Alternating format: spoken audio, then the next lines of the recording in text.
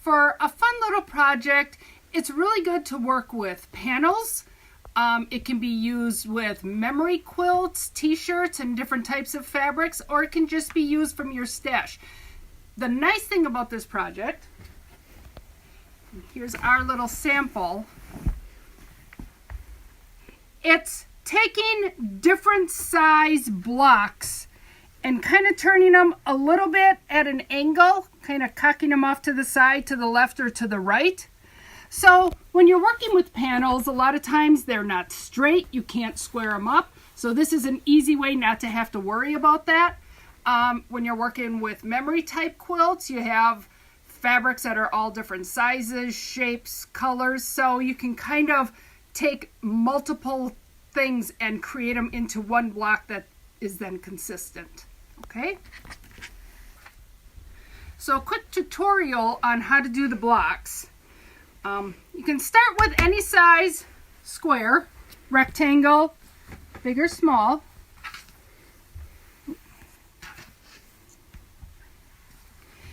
And we're going to be working with 6-inch strips that we surround these pieces of fabric with.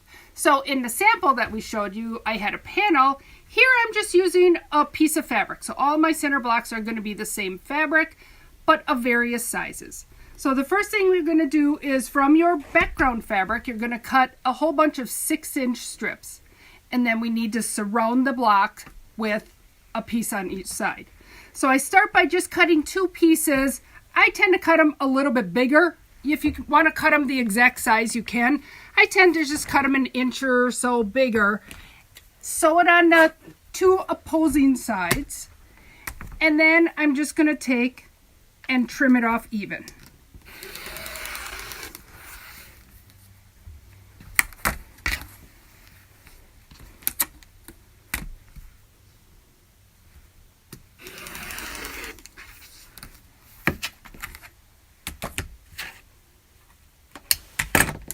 All right, so once I've done this with all of my blocks, I have my surrounding fabric on the top and bottom or side to side.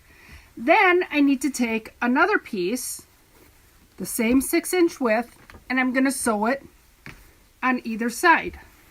Okay, this strip is longer than I need.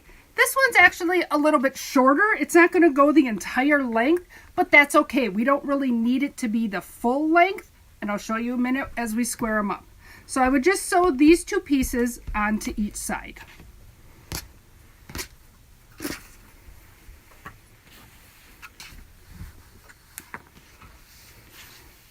So here I have my piece that's been surrounded. The next thing I'm going to do is I'm going to take a 15-inch square. Some of you may have bigger squares, some of you may have smaller squares. The 15-inch works really nice with this project. If you don't have a square this size and you don't have availability to one, you can always just cut a template out of template plastic or something like that to go around. So I'm going to lay my square on my block, and then in order to get that crookedness to my block, I'm going to take and I'm going to spin my square, okay? And I just have to make sure that all 4 corners of my square are still on my border fabric. And then I'm going to cut around, all the way around my square.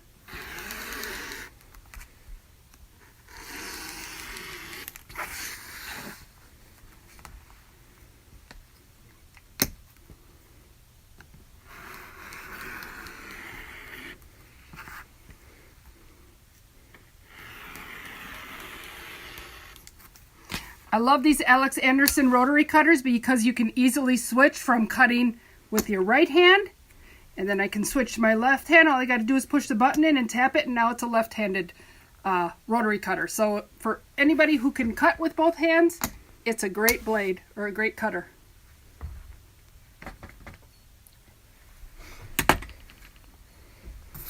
Okay, so here's my block that is now going to be kind of crooked within the square of my background.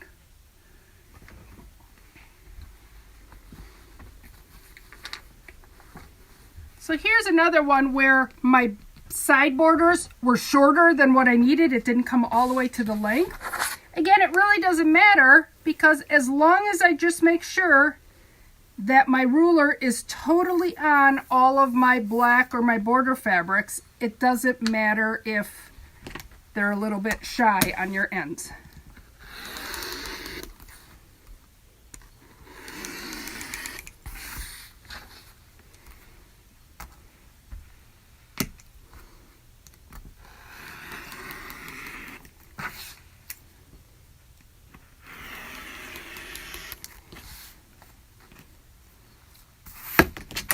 Alright, so there's our third block.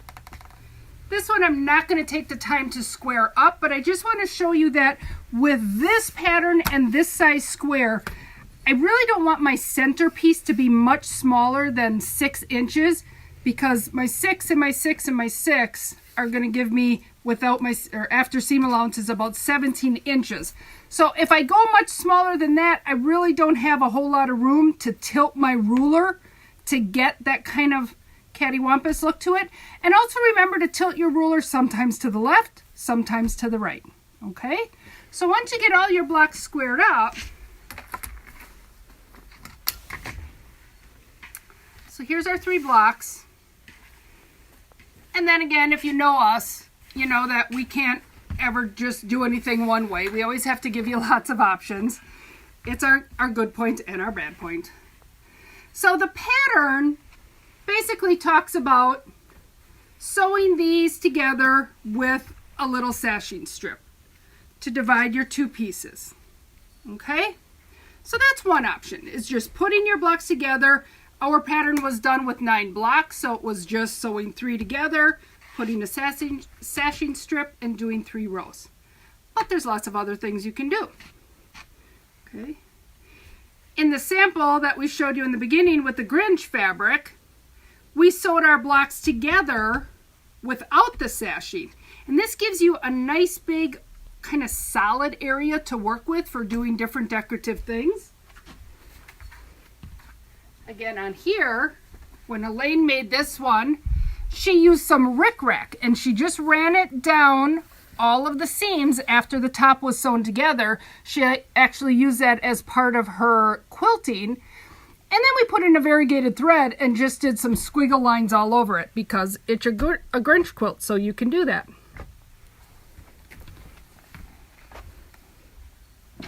Some of the other things you can do is if you've gotten the Westley rulers and the quilting foot, this is a great area to play with some of those rulers to, you know, maybe practice your feathers or circles or different things like that. Elaine also talked yesterday about bias tape. So this is a great place where I could just take, instead of what she used, the rickrack, you could just take different bias tape, kind of make it kind of fun. You can have big ones, little ones, put them at different angles. Okay. This one, I cut it on the bias. These 2 I cut straight of grain, so they're a little bit tougher to curve. This one, I don't know if you can see when I pull it, it really stretches.